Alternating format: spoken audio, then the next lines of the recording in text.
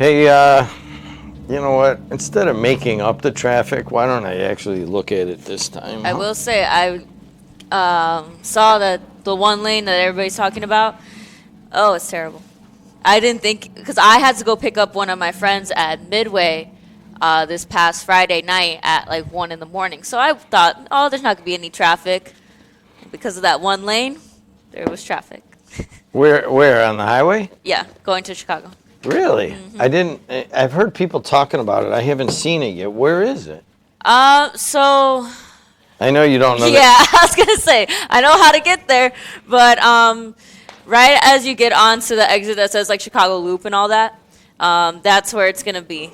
And it's down to one lane? Yeah, for a little bit, and then it goes back to regular.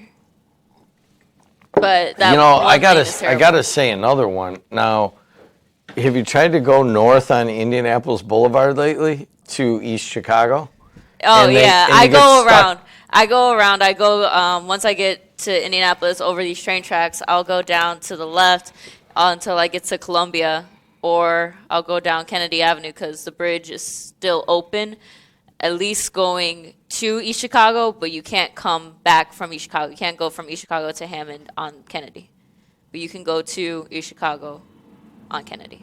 So, yeah, I don't quite understand why, but Indianapolis Boulevard is down to one lane on over what they used to call the 9-span bridge, and you got to wait 10 minutes for it to clear out. Yeah, you're better going around it. And then you would go over to Kennedy. Now you're saying you can go into EC on Kennedy Avenue, yes. Yeah, I imagine they'll change that at some point and make it Hopefully. the other way. But for a while that was closed, so all you could do was go to Columbia, and then Columbia is really crowded right now and has its own construction and traffic. It's cleared up a little bit. This summer, I think it was from like June until now, they had the roads closed off. It was one lane each way as well. And on Columbia, right? Yes, but it's cleared up a little bit. There's still slightly some construction, but not as much as there used to be. You guys realize what is happening. Adrianna is actually paying attention to the roadways and to things that are happening. And that's good news, Adrianna. Does this mean that I am successfully becoming an adult and I have to pay attention to the roadways and the politics and the traffic? Same things happened with you and Matt Kaufman and Joe Cimino. And I don't know about Lynette Lopez. By the way, she starts. Don't forget to get her on payroll. We already did that. You did. All right, good enough. And then what happens is people come in like you, and you don't really know the roads, and you don't really pay attention to it. And then all of a sudden, after about 6 months, you start paying attention. Joe Cimino asked me about, what are they doing to the Borman again? Blah, blah, blah. I'm like, gosh, it shows that you actually care about traffic, because in past generations, you had to know the roads and you had to have a paper map and you had to get it. Now you just put it in your phone. My son-in-law moved from Brooklyn to Munster, and he didn't have a driver's license. And then he finally got a driver's license. Oh, okay. I was very concerned for a second, but then when you said Brooklyn, I was like, okay, never mind. Yeah, he just took trains and cabs and stuff. Yeah, public transport. Yeah. And so I would ask him now, I'm like, well, where was that, or what roads did you take there? He goes, I don't know. Just put it in Waze. I have no idea any of the name of any of these roads. He goes, I know where Indianapolis Boulevard is. That's it. That sounds like one of my friends. She got her driver's license around, I believe, 18 years old, so it was her senior year, and I would drive everywhere. So she didn't really pay attention to where we were going. She just knew that I knew how to get places. Like around here, I don't really need a GPS, but once you get out of the area you're used to, then you're going to need a GPS. But I think we went to Target in Highland, and she lives in Hammond. She put Target in Highland into GPS, and I was like, you don't know where the Target in Highland is? She's like, no, I don't. Like everybody else driven like drove for her. It's and I not was that like, hard to find. I It's know, on the but boulevard, right? I find it so funny. But she's gotten used to now driving because everybody else would drive her everywhere, so she really wouldn't pay attention. So then now, as she's driving and she's getting more confident, knowing where everything's at, I was like, okay, now what street are you on? She's like, don't ask me what street I'm on. And I'm like, it goes, it goes Calumet, Columbia, Indianapolis, Kennedy, like. That's pretty good. That's how it goes down. And That's she's good like, that you know that. She's like, I know Indianapolis. That's the one everybody knows. Yeah, that's but all he knows. The He other goes- ones people don't know. I And go, was do you? like, okay. He drives to downtown Hammond, Yes. and I'm like, do you take Holman or do you take Columbia or what? He's like, I don't know. I just put it in the thing and I just go. Jen, who comes in here, Jen Forite, my sister, Yeah. who in 21 years has never gone to lunch with me, and I've asked her. Take her to about- breakfast today. She's like, I'm not going to lunch with you. I'm like, I wasn't a very nice older brother, I think. But anyways, she has a daughter, Annie Forite, who went to Munster and then went to Notre Dame. She started medical school, I think, just like a week ago. Oh, And, congratulations to her. She very well could be a brain surgeon. Mm-hmm. She's that smart, and she probably will get what she wants, and that is to be a brain surgeon. She likes that stuff. But I would say about 5 years ago, she was a senior in high school, and we were having a little get-together like we do, and she goes, Uncle Jim, can you take me to my friend's house? I was leaving, and I go, yeah, I'll take you. So we get in the car, and I go, well, how do you get there? And she goes, well, hang a right here. And then we go all the way here, and then she goes, hang a left here on Columbia. And then we get to the light in front of Munster High School, right? And then she goes, all right, hang a left here. And then we go around 35th, and then she goes, go here and go there. And I realized that it was 2 blocks away from her house. And I'm like, well, we could have just like gone straight there up, Northcott or something. And she's like, well, I only know how to get there from the high school. Yeah. So I had to go all the way back to the high school and then all the way to the house that basically I could hit a 3-wood to if I hit it good. And that she had no idea of the directions. I don't even know I'm like, well, what direction are we headed right now? She's like, I don't know. That's common, right? Yes. So there's a funny story that I have about that. So like my generation, we don't really know our north, east, south, and west. We know what it is, but if you were to ask me right now what direction I'm looking in, I could not tell you. So going to Bishop Knoll, they have these retreats that we go on, and there's one of them that's a 4-day retreat called Kairos. And that retreat, they take away your phones, your tablets, everything, and there's no clocks in the building that you're in because they have the concept that you are on God's time. So you do not get to know what time it is at all. So while we were all there, like you're able to go outside because they have a bunch of activities during downtime that we have. And one of the guys that was on the retreat with us was like, oh, I know what time it is. They're like, we're all like, how do you know what time it is? Like you found a clock, or like what? Because the first day you're over here like getting like jitters because you don't know what time it is because we're so used to being on a strict schedule. So he's like, yeah. And he's like, well, we're facing east right now. And I look up at the sun and I can tell the time by where the sun's at. And we're like, okay, Boy Scout, like you already got it. We knew what time it was. So every time that we had downtime, we're like, go outside, tell us what time it is because he knew his directions. You know what? That's not rocket science. As a matter of fact, you can just we put a all stick. thought it was. Yeah, that's Put what a we did. stick in the ground and then look where the shadow points, and you can figure it out from there. That's the thing. Nobody knew how to do that except for one person. I'm a little worried that you're probably going to get plucked away from us and go to work at some big job in Chicago, and you can't tell around what time it is by the sun. Well, I mean, like if it's No, close, literally. yeah.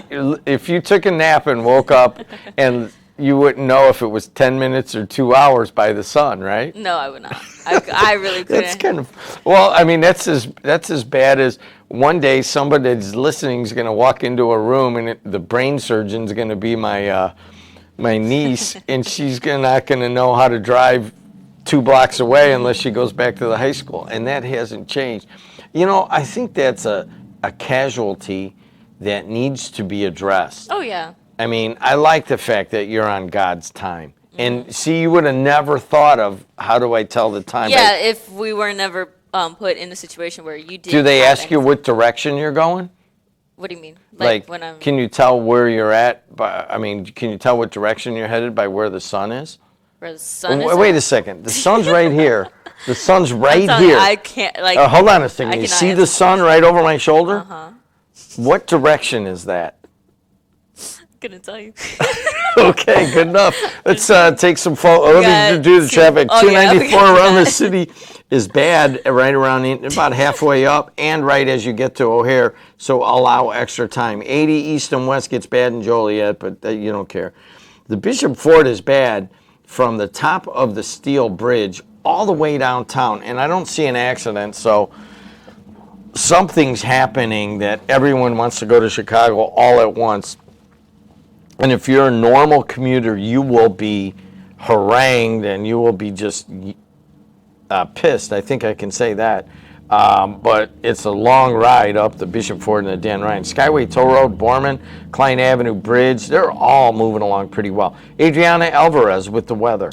Currently, right now, at the Strike and Vansville Studios, it is 59 degrees. Today, we're seeing highs of 73 and lows of 52 degrees with some partial sunshine and clear skies for the nighttime.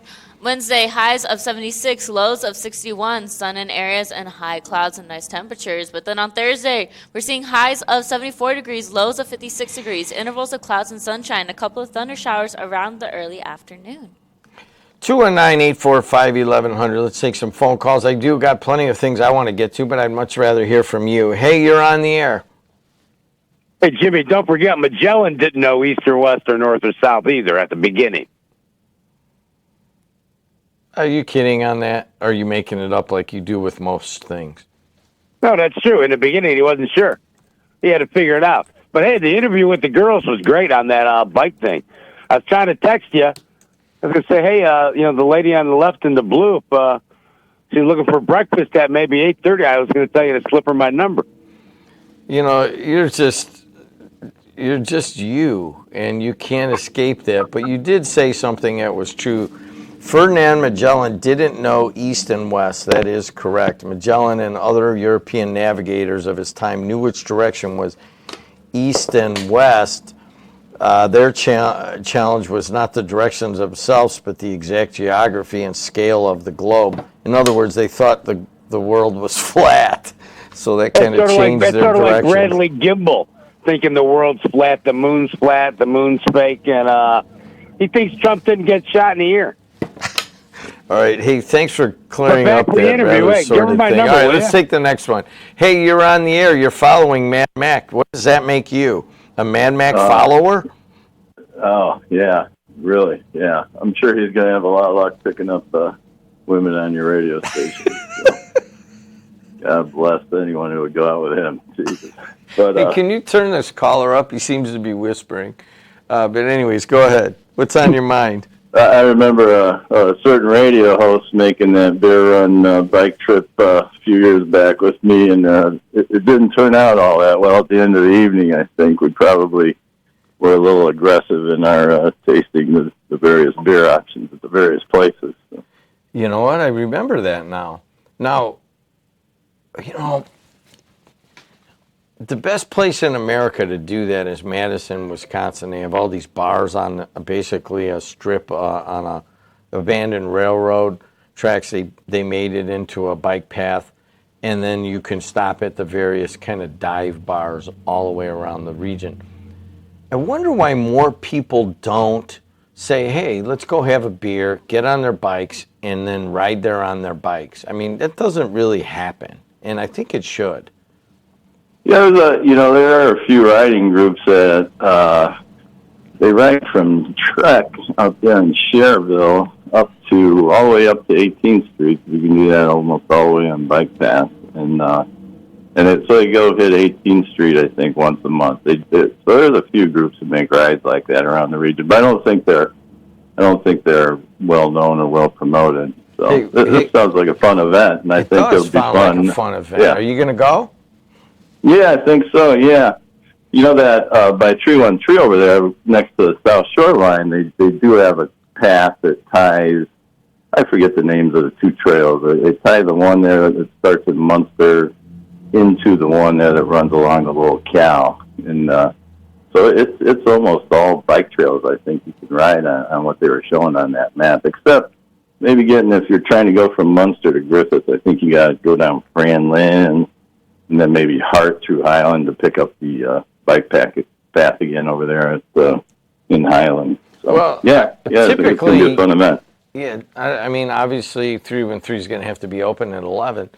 But if you go north on the bike trail, and I think they finished that bridge finally, then you could go east, and Adrianna doesn't know where this is. No, you would be going east. Let's see, you would be going east, and you would go to Highland along the Little Cal, and then you would pick, I think that's the Erie Lackawanna up at Wicker Park, and then you would go right into downtown Highland, and you could stop at Sip and Fuzzy Line, and then you take and Byway. You can catch Byway over there too. Yeah, on that you could trail. stop at Byway. Yeah. I don't know if they're part of this. I didn't mention that. Yeah. Oh, I they think are? Byway was on that map. Yeah. Okay, so you could go to Munster, Hammond, Highland, Griffith, and it's all kind of sanctioned. You know, driving your bike drunk is not sanctioned. No, I was thinking about this. I went to Michigan on Saturday, and we just spent the day up there, Alexis and I, and I brought my bike because I knew they had one of the best bike trails anywhere is coming out of South Haven, Michigan. And so I get on it, and then I realize that there's a lot of people riding electric bikes on this basically cross Michigan trail. And I asked a couple guys, I said, hey man, you want to go with me? And they had places there, and they're like, oh yeah, I got my electric bike. I go, I'm not riding you on an electric bike. That's basically a small motorcycle. That's right. It is. And I'm like, yeah. So if you're on the bike trail and you've had a couple beers and you're riding an electric bike, that's drunk driving, right? Well, it's pretty dangerous. I'm not sure technically what it's called. And I know electric bikes originally weren't even allowed on the bike trails, but then I think the state legislature made a law exempting them from not being able to be on those bike trails. Yeah, I mean, that but changes. When you're on the local trails and you see, a couple of 12-year-old kids zooming by on one of those electric bikes playing chicken or something like that, at our age it makes you a little bit nervous for them and for ourselves. But in Michigan, they're all over the place here. Even in our local trails, they're all over the place. In Michigan, a guy named Darren, as a matter of fact, you may know him, Darren Bohm, who went to Morton. He's quite a bit younger than you are. But he is the one who has the place, and I had to go up and hang out with Morton people over the weekend, which is questionable in and of itself. But Bohm's like, hey, watch out for the electric bikes. I go, really? He goes, and I hate to make a generalization, but it's usually kind of older women on the electric bikes, like really old. And I'm like, what are you talking about? And there had to be, I had to see about a half dozen women in their 70s or even 80s riding these electric bikes rather quickly. And that could be a little bit surprising also, especially since it was a cinder bike path and it had rained. It was kind of slick. Oh, wow. And I was like, man, this is not, it's kind of dangerous. Hey, by the way, I got to tell you, guess what I did on Friday? You'll never guess this, so I'll tell you. I went with Dave Dabberton, and I swam from the Hammond Marina over to the Hammond Sanitary, or the Hammond Water thing and back. Yeah, how'd you hold up with that?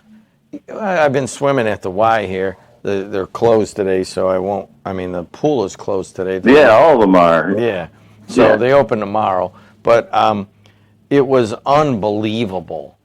The only problem was, I'm halfway through the swim, and then I realized that the day before I had McDermott on, and he had told us about all of the poop in Hammond going into Lake Michigan, and I forgot about that, and I'm like, spitting out this water, and I'm like, gosh, I hope nothing happens.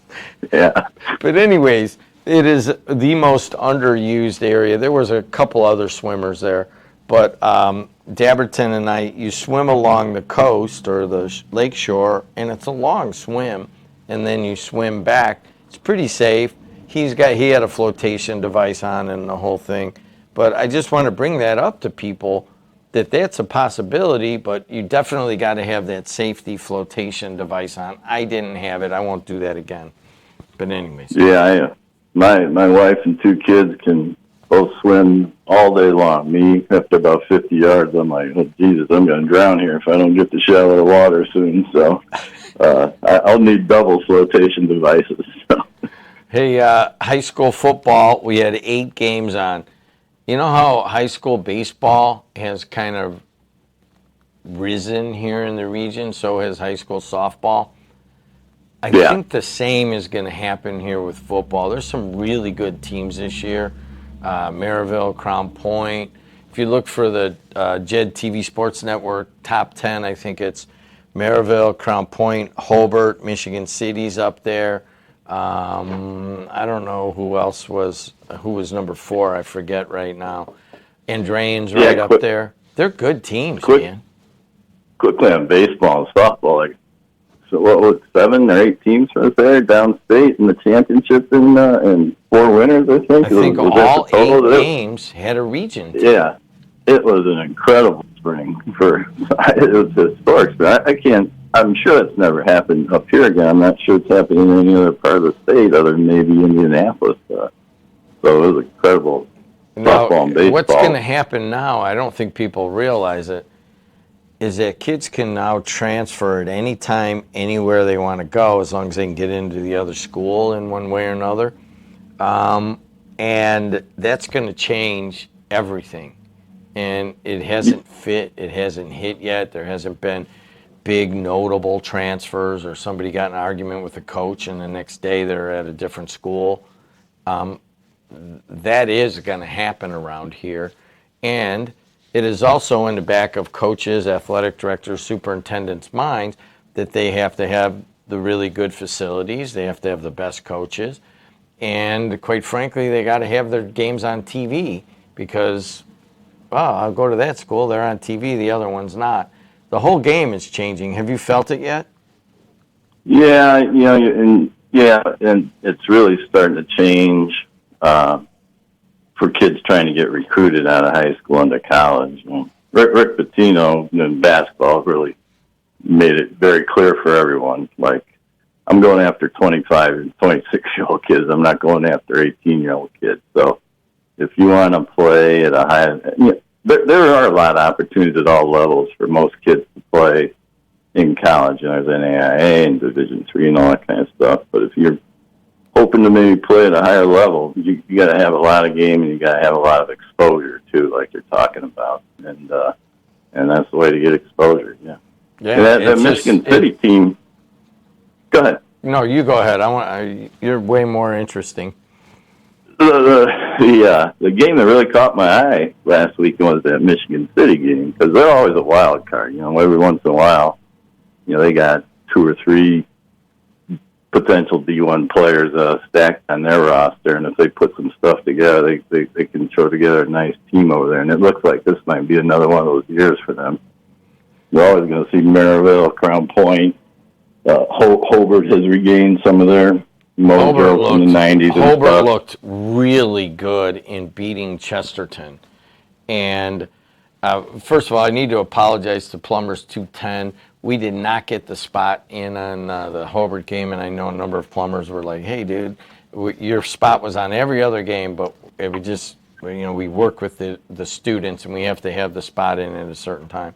But anyways, Hobart and Chesterton was the biggest defensive battle in the second half. I'm like, wow, it's kind of boring, really, but nobody scored after halftime, and that's because both schools have really good defenses, and they're going to need that when they start playing the Maryvilles and they start playing the Andreans, even Hanover.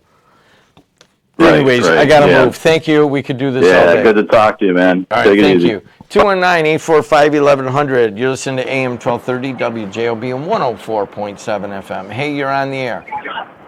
Hey, you know what you get when you take the T out of Morton? By the way, I did not say that, and you said that. You know who told Morton me that? You know who told me that joke? Frank Mervan. Now, Artie Rogers, 88 Morton grad. Hey, the second question is this after you ask of Morton grad. When you ask them to take the T out of it, what does it spell? You ask them, how long does it take before they come up with the answer? Took me a little while, so it took Adrianna had to put it together too. So I don't know what kind of test that is. Hey, I will say this, and I don't want to be remiss. Hammond Morton looked really good in beating a tough Portage team handily. And you could have watched all those games on JED TV Sports Network. And it was just a kind of a surprising night to see Hobart so good and Morton so good. But anyways, what's up, Dave Kuziak? So I've been doing work in Hobart the last couple of weeks, and I've been driving around, and I can tell you one thing. You could tell how good a football program is by seeing their peewees and all the ones. There was a local school, I forget the name of it, but boy, there was 40 or 50 kids out there. And so if the feeder program is healthy, that means good things for the program. And you know this from experience. Hobart was always one that they had the feeder program. And then, of course, during your years in the 80s, they were the first to use steroids. Stop, Kuziak. They just lifted weights. What are you talking about? They were the first. They tell you. You talk to the guys that are my age in the 80s. They were the first to use steroids. No, they were just good weightlifters. By the way, I will say this. Sure they were. Hey, hold on. We had the Morton or the Chesterton Hobart game on, and the color announcer on that Hobart games is none other than the mayor of Hobart, and he was really good.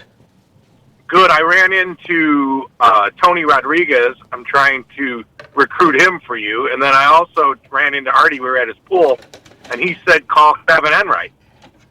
So there's two guys that I know you guys are looking for analysts, Tony Rodriguez and Kevin Enright, to do some Crown Point games.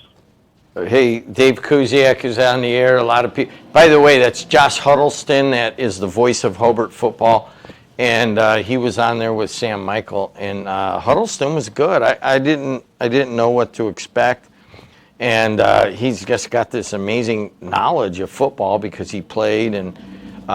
He's pretty excited about it. And not only that, he's excited because Hobart's good. But anyways. A lot of good stuff going on in Hobart right now, man. I've been doing a lot of work out there. A lot of people are putting money into their homes, and that downtown looks beautiful.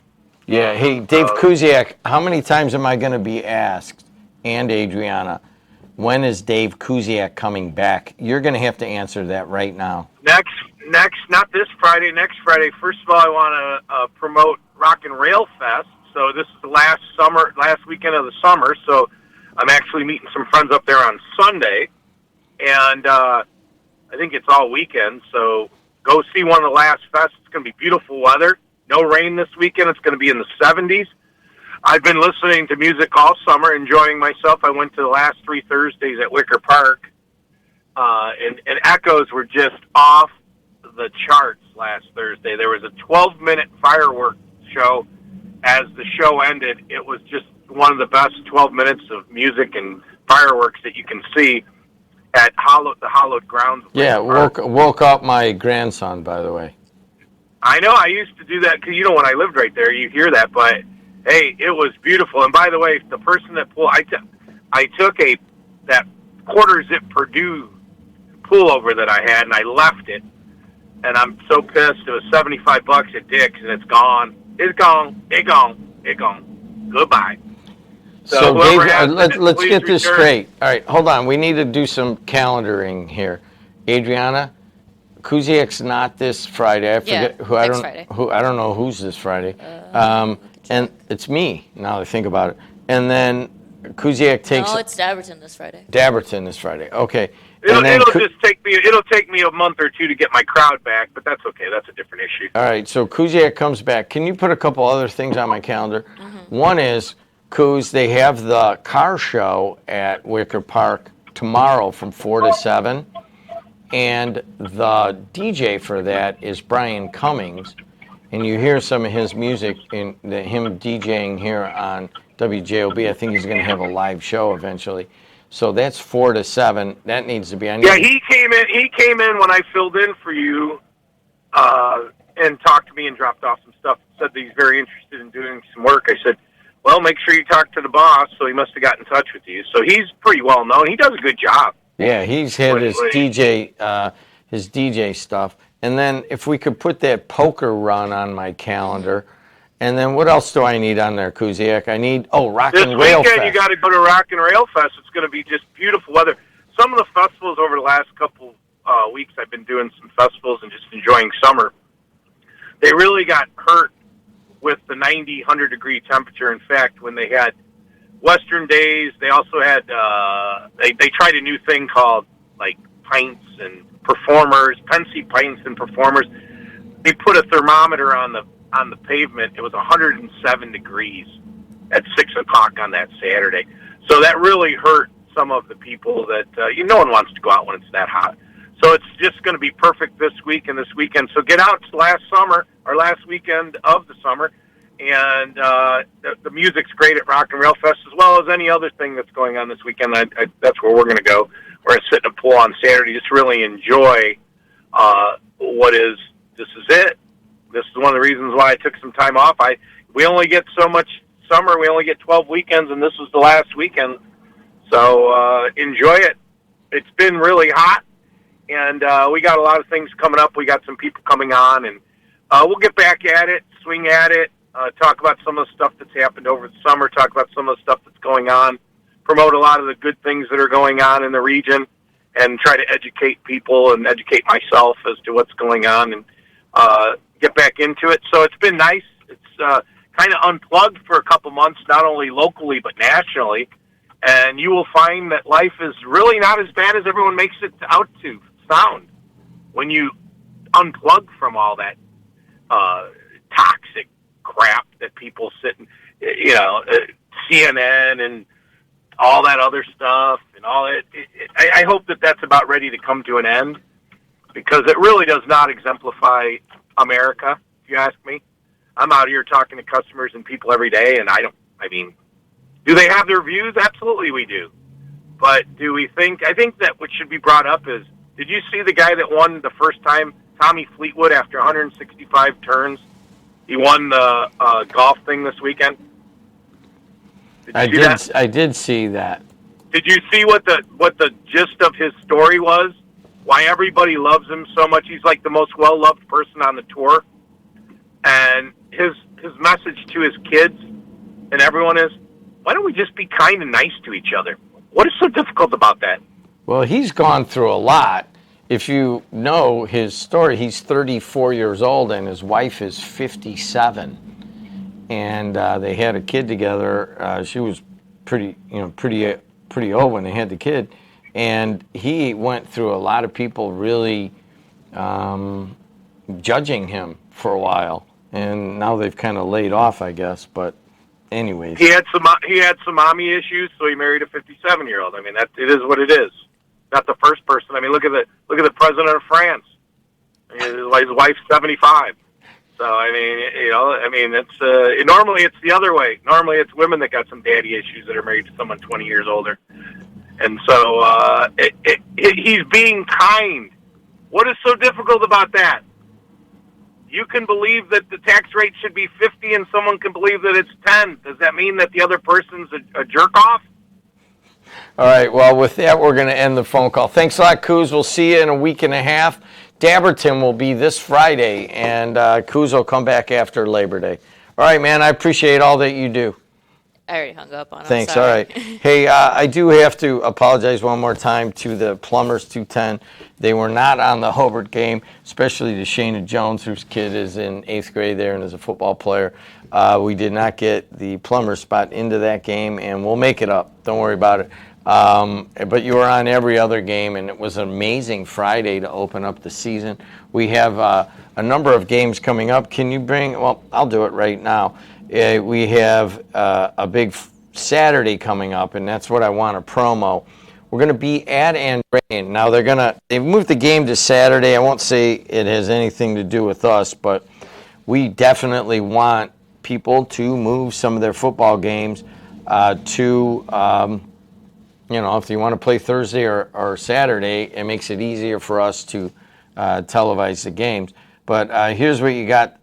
Tomorrow night, it's going to be Grace Christian at IUN in men's soccer. You'll be able to watch that. Friday night, you will have South Central at Boone Grove, Munster at Griffith, Chittard at Hanover, and then we have 3 more games that are RRSN, so we'll have 6 football games on Friday night.